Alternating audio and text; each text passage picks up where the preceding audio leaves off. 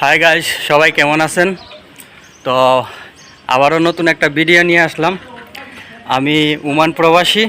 তো আমাদের এখানে প্রচুর গরম, ঠিক আছে। গরমের জন্য বাইরে বেরোনো যায় না। আমার পুরা শরীর ভিজে গেছে গরমে। তো নতুন একটা জিনিস নিয়ে এলাম আপনাদের সাথে শেয়ার করার জন্য। এই যে দেখেন গাইস, এই হচ্ছে ওমানের খেজুর, কাঁচা খেজুর, ঠিক আছে।